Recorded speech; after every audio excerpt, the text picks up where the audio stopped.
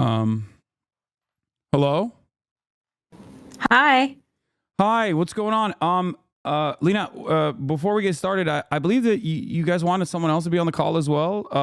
Do you want to tell me who, do you want to write in the chat who that person is? Or if not, we can just have this conversation one-on-one if necessary. If you don't mind. I think we were going to have it one-on-one. Let me just check. Okay, it seems like our staff is watching the stream, so we should be good. Oh, okay, perfect. All right. Okay. Wow, what an honor to have you here today. Let me just put you on screen as well so we can. All right, there it is. Ladies and gentlemen, the regulator, the trust buster herself, FTC Commissioner Lina is in the building. This is spectacular. Thank you so much for coming on. And it is a joy to have you here. It is actually a momentous time to have you here as well, as breaking news just came out approximately half an hour ago that a judge has blocked Kroger's $24.6 billion merger with Albertsons, where the judge sided with the FTC, finding that the deal would reduce competition for U.S. grocery shoppers. Not sure if you want to speak on that at all. I don't know. It is breaking. But thank you so much for coming on. Well, thank you so much for having me. It's so great to be here with you. And yeah, I was just literally before I jumped on this reading the opinion that we just got from this judge in Oregon. This was the largest proposed supermarket merger in U.S. history. It's still in litigation, so limited what I can say. But this is a big win for the FTC. Hell yeah!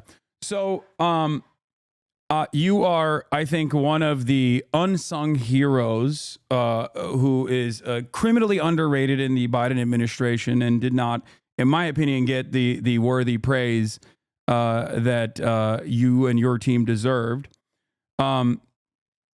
Having said that, I wanted to talk to you about a lot of the.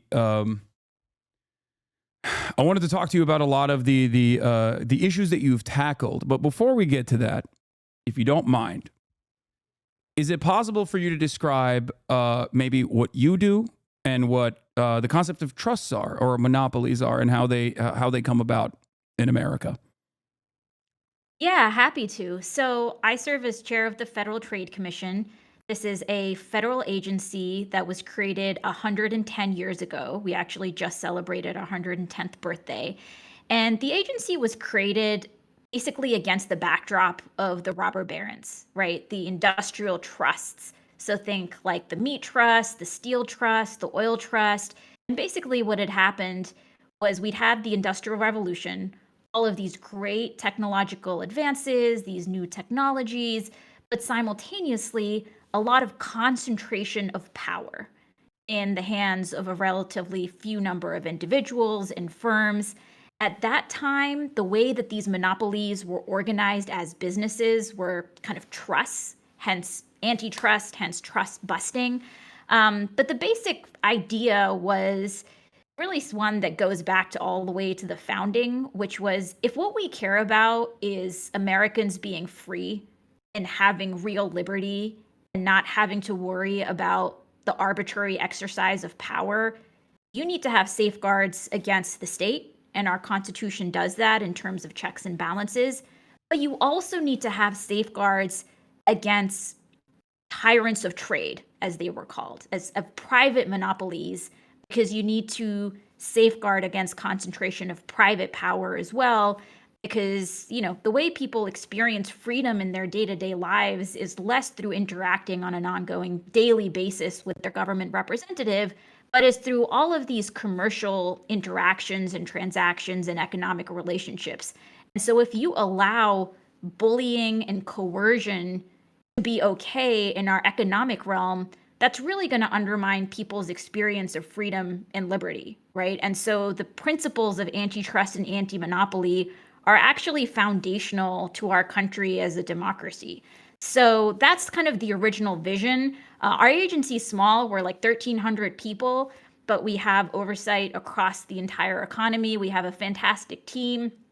Under this administration, we've really been trying to reinvigorate how the agency enforces the law, uses its tools, and really turn the page on a approach since the Reagan years that had assumed that kind of big is always better and that somehow monopolies are going to deliver lower prices and be better for us. And I think we're just living with reams of reality that contradict that, and so we need to update how we enforce the law too. Can we talk about that a little bit, because I feel like this is directly against the normal understanding of trust, both universally in other OECD nations, but also specifically in America, throughout American history. The notion that I think the American conceptualization of monopolies and whether they are worthy of scrutiny or whether they're worthy of being busted, right, is entirely dependent on the consumer impact, right? I feel like this is different than just fundamentally how monopolies or oligopolies occur. That as long as the prices are low, as long as the prices are kept low, or at least if they like consistently increase, but only marginally year over year, that these monopolies should not be touched and are not worthy of any scrutiny whatsoever. Would you say that that is different than the attitude demonstrated by other countries?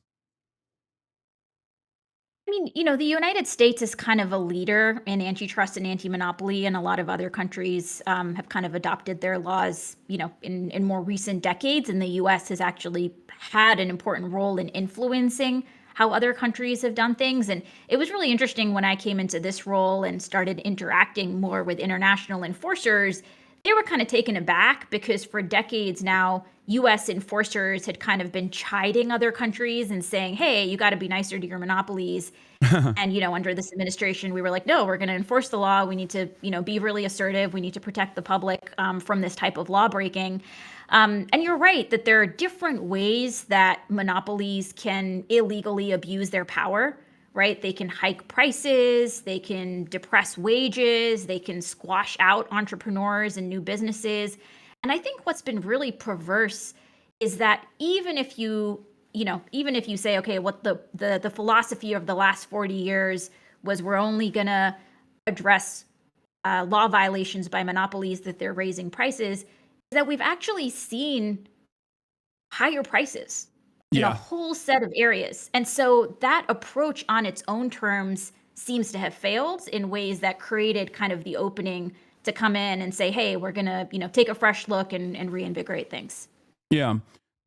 Yeah, because the obvious elimination of competition is if you want to be the domineering force in a market, then inevitably when there's no more competition remaining, you get to set the prices, and you can slowly but surely, depending on how much you want to improve your profit margins, increase the prices, or at the very least, tackle certain other aspects of the productive forces, i.e., labor, and consistently make labor conditions worse and worse, or never really keep up never increase wages in a meaningful way.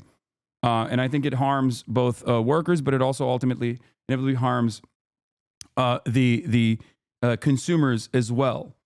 So obviously I am on a platform that's owned by Amazon, but I have to ask you, as someone who has been very critical of Jeff Bezos' practices and Amazon in general, so you wrote a formative work at, I believe, Yale Law School that specifically tackled Amazon as a monopoly. And I was wondering if you could talk a little bit about that and what that journey was that got you to become the commissioner of the FTC at such a young age. Yeah, so I had a bit of a funny backdoor way into all of this work, which was I actually originally wanted to be a journalist and a reporter. I graduated during the financial crisis, where Terrible profession. Jobs generally were hard. You're doing so much more important work, I think. But ended up kind of landing with a think tank that had a little bit more of a journalism bent to it. But my job was really to do research to understand had different industries and markets evolved over decades. And so my job was to document market structure, which can sound kind of technical. But basically, I was kind of doing deep dives into areas like agriculture, like book publishing, like airlines, like rental cars, like all sorts of commodity markets. And across the board, and somewhat of an underappreciated trend in our economy, has been one of systemic consolidation. So, where decades ago in a particular market you had dozens and dozens of competitors, today, in part through mergers and acquisitions, you've gone from dozens to just a handful. And sometimes this degree of consolidation can kind of be masked from people because you can go to the grocery store and see dozens of brands, be it in laundry detergent or diapers or what have you. But actually, those dozens of brands are still only controlled by a handful of companies, right? Yeah. And so there can be this illusion of choice, and that consolidation and centralization of power was something that was really fascinating to me, especially since we had these laws on the books that were supposed to be anti-monopoly, but it seemed that some of these laws were instead now facilitating that very consolidation, monopolization. So I just became really fascinated in like, how did this happen? A lot of my job at that point also had involved just talking to regular people. So I spent a lot of time understanding how the chicken farming industry worked, where you basically have, millions of consumers on one side, thousands of farmers on the other, and they're actually just connected by a handful of these giant chicken processors. And so what that means practically is that if you're a chicken farmer in America, your entire livelihood can be dependent on the whims of a single company. And talking to these chicken farmers, you sensed a real sense of fear, honestly, about not wanting to get on the wrong side of this firm, about waking up one day and getting handed the sickly chicks instead of the healthy ones. And it was just an exercise of arbitrary power that our nation and our values are supposed to be against. And so fast forward, I decided to go to law school, ended up writing this paper that was in part informed by the conversations I had with investors and the small businesses that were selling on Amazon. And ended up writing a piece around how the governing framework of antitrust, I thought at that time, was not adequate for capturing the reality of how digital platforms in particular could amass and exercise monopoly power. Yeah. One of the predatory practices of Amazon that's like pretty obvious for people is routinely trying to purchase using the algorithm that they have inside of their sales structure to figure out like what products are actually working really well, and then as far as I understand, either trying to buy out these companies in its entirety, or if they don't play ball, if they want to retain ownership over their product, like creating an alternative product, pushing I believe it was a diaper, right? Like there's a diaper company, there's like a story around a diaper company that's like very famous, creating a Amazon basic version of that same product, pushing down within its own search function the competitive product, and also underpricing like the new competitive product that they've made in an effort to basically destroy this smaller producer, with the hopes of either down the line purchasing them for pennies on the dollar, or just completely crippling them and bankrupting them. This practice of undercutting, I think, is commonplace in virtually every aspect of American industry, from Walmart coming into underserved neighborhoods and closing up shops, the mom and pop shops in general, and then when there's no more profit to be squeezed out in these underserved neighborhoods, like just closing up shop and leaving entirely, leaving places like West Virginia, for example, without any sort of grocery chain that they can rely on. And it's a pretty damaging practice, but it's oftentimes sheltered.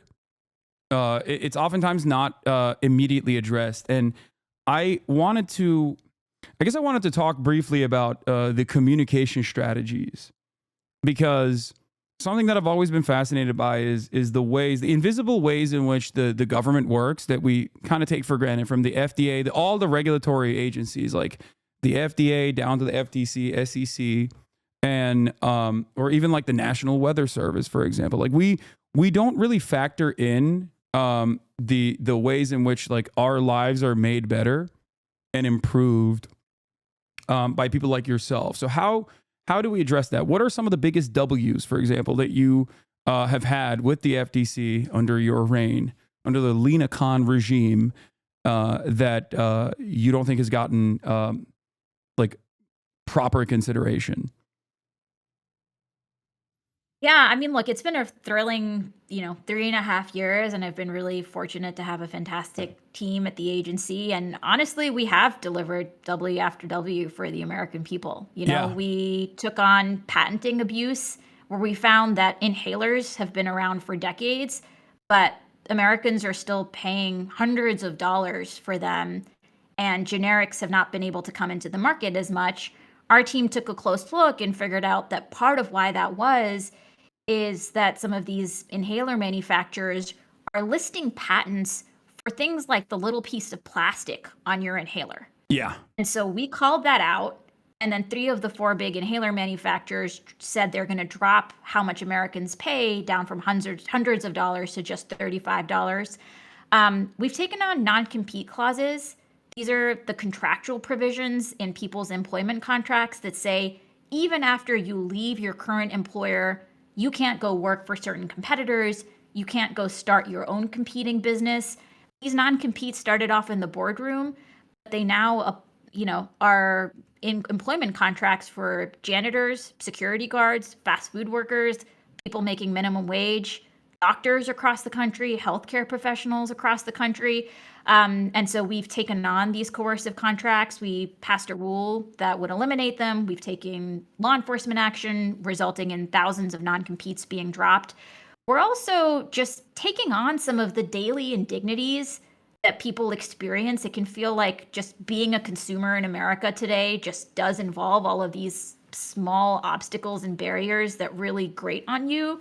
Just to give you a few examples, we finalized a rule that would require companies make it as easy to cancel a subscription as it is to sign up for one, because we've seen that as more and more companies are switching to service-based revenue and subscriptions, they have an incentive to make it super easy to sign up and then absurdly difficult to cancel. And we've brought lawsuits, including against Amazon, against Adobe, against a whole set of companies that deliberately thwarted people being able to cancel.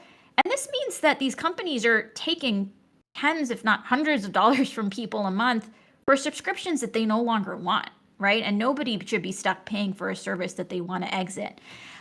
We've also been putting money back in people's pockets. Actually, just yesterday, we announced that we're starting to send back checks to people that were tricked by Epic Games. We brought a lawsuit against Epic, finding that they had basically, led people to make purchases they didn't intend. Kids were racking up, hundreds of thousands of dollars in charges. So we brought a lawsuit there. We're sending back, we just sent back $72 million is the first tranche of money back. We've been going after data brokers, which surveil Americans and collect all sorts of sensitive data, like your medical history, your precise geolocation, your browsing history, making sure that there are some kind of rules of the road there and how this sensitive data gets used, and making sure it's not exploited. So, we've done that. We've taken action across healthcare markets, across grocery markets, wanting to make sure that our markets are fair and open and competitive. I mean, yeah, that's that's a W after W. So do you feel like there is a way to properly communicate these things to the broader public? Like, if we're going to be super serious, I know you're a government official, so I don't know, how much, like, what you can say in an official position, in an official capacity, but like, do you feel like the coverage on this has been sufficient? Because I was rather shocked to see you on 60 Minutes, if I'm being honest. Like, you rarely ever see invisible government employees be prominently displayed like this. But do you feel like this is this is a good thing? Do you feel like it was enough? Should there be more of it? These are the questions I have for you. Yeah, look, I made it a priority to really engage broadly with kind of media across the entire landscape. I also made it a big priority to go out and learn from people across the country. And one thing that's interesting about the type of job that I have is that it's very easy to become very insulated, where the kind of people that you're interacting with, the kind of information that you're getting on a day-to-day basis is coming from a relatively small number of sources, and it can lead to blind spots. And so a big priority for me has been actually opening the doors of the agency and just making it easier for people to give their views on what's happening out there, to share problems that they're seeing. So we started doing these regular open commission meetings where anybody in America can come and talk to me and my four colleagues as commissioners, tell us what they're seeing. We have, franchisees come, people who drive for ride sharing companies. We've heard from people who have lost family members who were rationing insulin because it's so expensive. We've heard from people who have kids are suffering from abuse on social media. I mean, just like the full landscape. And we've also done listening sessions across the country. So we've gone to places like Baraboo, Wisconsin. And, we went to Colorado to listen to farmers. We went to Kansas City to listen to independent pharmacists. We've really just traveled the entire country to make sure we are just getting out of the bit of the Beltway bubble and trying to make sure we're hearing directly from people about the economic challenges they face, and then also use those opportunities to tell them, here are the tools we have, here's what we're doing. And I think one thing that's really important here is one pathology that you can see sometimes in economic policy making is a lot of reliance on certain types of models and theories and assumptions that can become somewhat divorced and detached from economic reality, right? I mean, we saw that during the financial crisis, but I think we've seen that at various points since. And so, getting out there and hearing from regular people and making sure we're using that to inform our understanding of what's happening is also a good antidote. So again, making sure we just know what is the economic reality rather than just relying on some of these filters.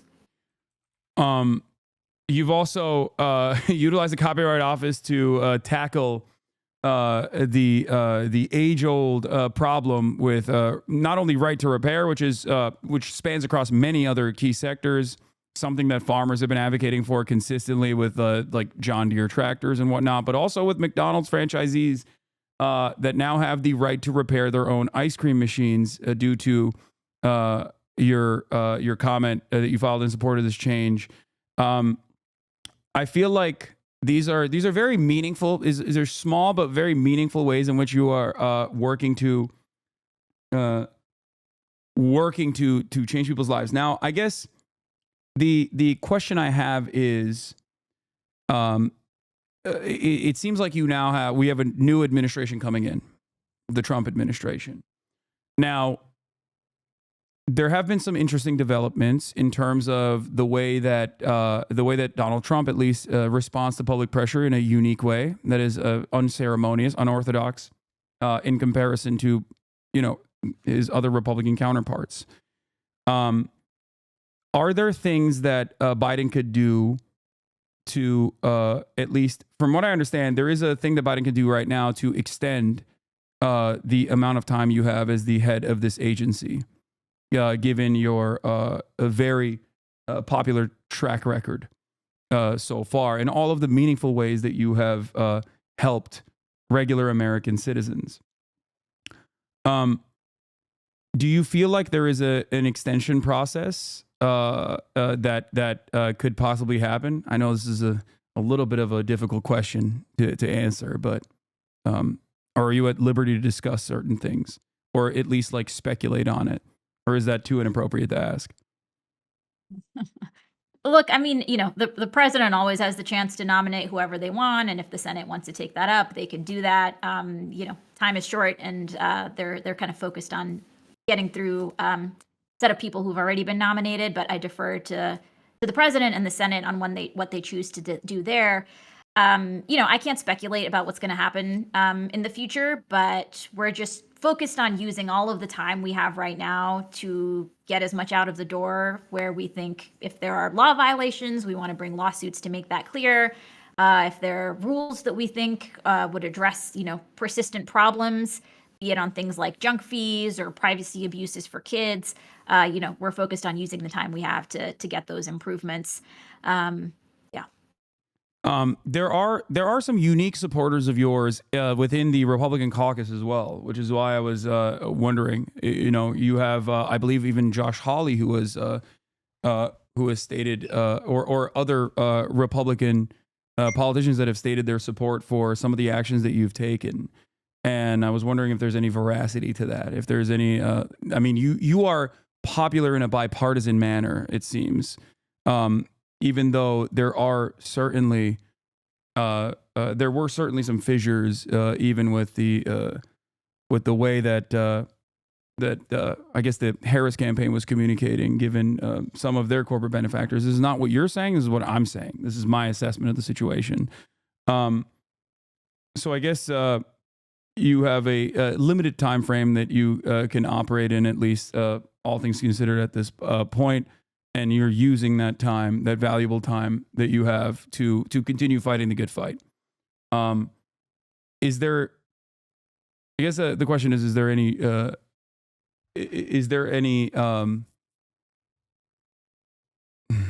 do I ask this? Is there any honesty to the ways in which the Republicans have communicated that they like you, the Republican politicians? Have you had any conversations with Republican politicians that say that have given you assurances? In terms of maintaining your position as the commissioner of the FTC? I'll just say generally, in this job, I've gotten the chance to interact and engage with and meet with senators and members of Congress from both parties. And taking on monopolies that are abusing their power is not a left issue. It's not a right issue. It's an American issue, right? And when we went around the country, honestly, I would meet with people who would say things like, I've been a lifelong Republican, and let me tell you, your work to eliminate non-competes is the best thing government has done in my entire life.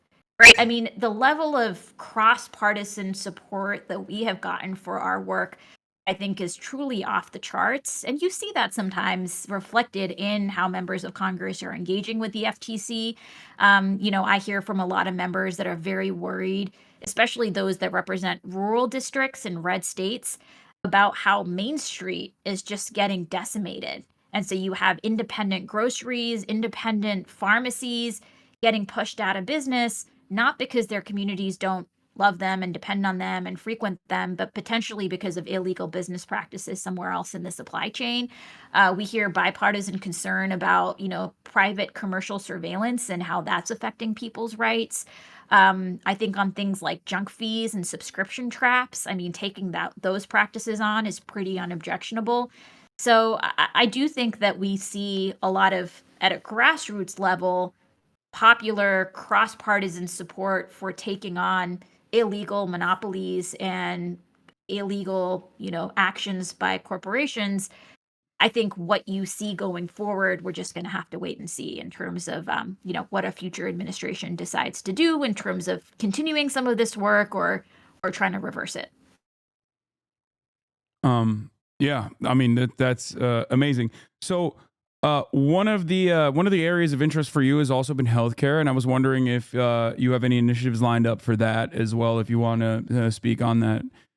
Seemingly, this is a point of concern for a lot of Americans that are, I guess, experiencing the many different awful aspects of for-profit healthcare in general, and the ways in which a lot of these healthcare providers have utilized the exact same vertical and horizontal integration to drive up costs and to offer inadequate care. And engage in some of these other illegal business practices. Yeah, healthcare has been one of the top priorities during my time at the commission, just because, this is not discretionary purchase for people. Like, this is oftentimes life or death in some of people's scariest moments. So there are a few aspects of our work here. One is we've been taking on hospital mergers. There have been just decades of mergers between hospitals, and there's a lot of research showing that after hospitals merge, prices go up and quality of service goes down.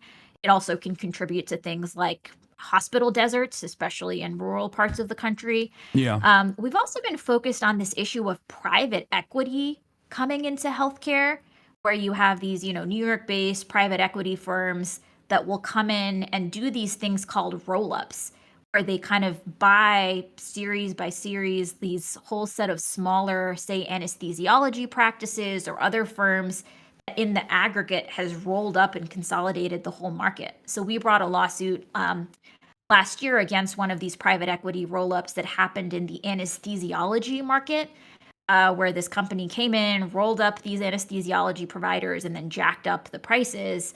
That was something that had been a bit more under the radar, and we've kind of shed more of a light on it.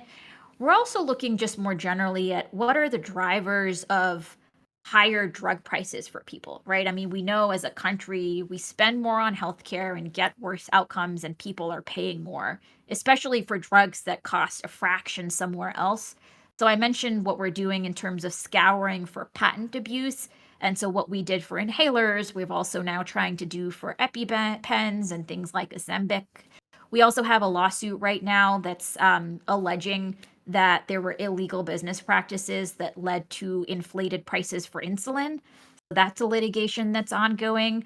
But I think absolutely, I mean, interrogating whether corporate law breaking is driving up healthcare costs for Americans is absolutely something that needs to still be a priority for government.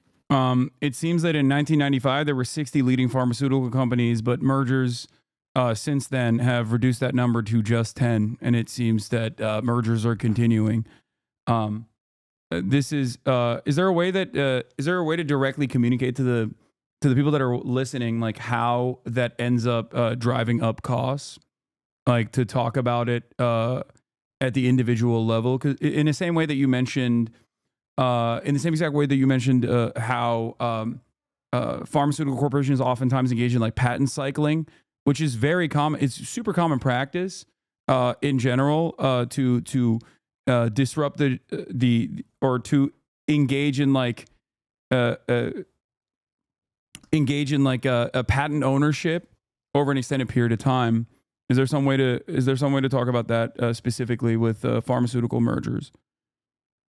Yeah, happy to. And I'll give you a specific example in terms of a case we brought. So we brought a case last year looking to block the merger of these two companies called Sanofi and Maze. And Sanofi at that time had a monopoly on the drug for something called Pompe disease, which is this really awful kind of muscle degeneration disease where people need medicines, and those medicines can be very expensive. And so Sanofi had a monopoly on that. Maze was this newer company that was in the process of developing a different treatment for Pompe disease. And this other treatment could, if it got to market, be a game changer because Sanofi's drug, you basically have to go get an IV biweekly. And Maze's drug, people could have just taken orally as a medicine, right? And so if you're somebody that has this disease, this new medicine could really improve your life dramatically. Sanofi was trying to buy up Maze. And we worried that because Sanofi is already making a lot of money through its existing drug, if they were allowed to go out and buy this upstart, they would not necessarily have the incentive to make sure that that new drug makes it onto market, because if it did, it would start cannibalizing sales from their existing blockbuster monopoly drug. We brought a lawsuit that says Sanofi, you're buying Maze would violate the antitrust laws. They ended up walking away and Maze ended up partnering with some other company. But that's just a specific example of how, the basic philosophy underlying antitrust laws is that competition between businesses, it's what can contribute to the best outcome, right? Because if you have the monopoly company still having to look over its shoulder and say, hey, am I about to get lapped by this other guy? It's going to make them go faster, right? It's going to make them try to compete for people's businesses rather than just be confident that they've locked up the market and then they can become too big to care. They don't have to worry about, competing on price. They don't have to worry about innovating. And so that's just one example of how robust merger enforcement can make sure that Americans benefit from healthy competition on price, on innovation. That's on the consumer side. Like, that's a consumer protective action. But I think it's also important to recognize the labor side of this equation as well. And I was wondering if you could at least speak a little bit. I know the decision just came down on the Kroger. Sorry, I always call it Kroger. $24.6 billion merger with Albertsons. Because when this conversation was taking place in a lot of mainstream media, the arguments that were presented was that these guys have labor unions. Some of them are actually like corporate unions in general, but regardless, they have like some semblance of labor unions, and that that this was actually this merger was necessary because it was life saving. It was going to save this business at a time when they are having a difficult time competing with massive online retail stores such as Walmart and Amazon that are completely dominating the field. This decision being blocked, what kind of labor protections does that offer to people that are working at these corporations?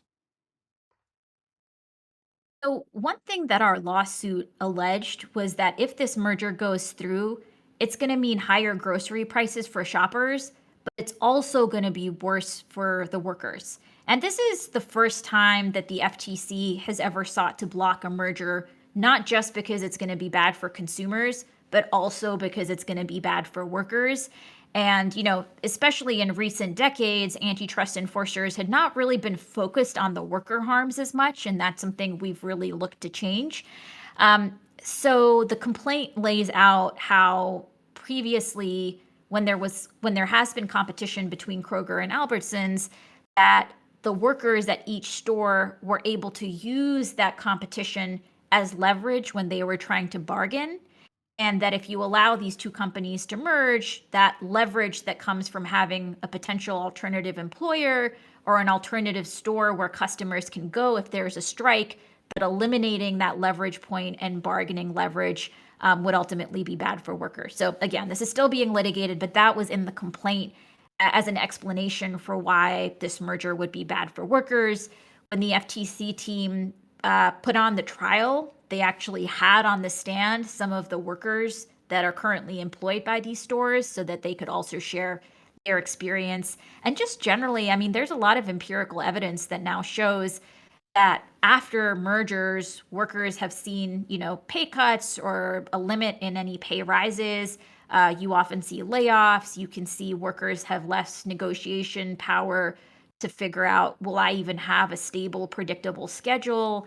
And so, these are all dimensions of competition on the labor front that are important to protect for people. Lina Khan, thank you so much for coming on. I know you had limited time here. You're obviously very busy doing incredibly important work, both advocating for American workers and also advocating for American consumers. I hope to have you again on the broadcast soon. I know you have a busy day. Thank you so much for taking some time out to talk to us. It was wonderful to have you. Is there any last note that you want to end this conversation on? No, just want to say thank you for having me on. And yeah, we'll look forward to continuing the conversation. All right. Have a good one. Bye. You too. Take care. Bye-bye. That was Lina Khan, the trust buster, the queen herself. Ladies and gentlemen,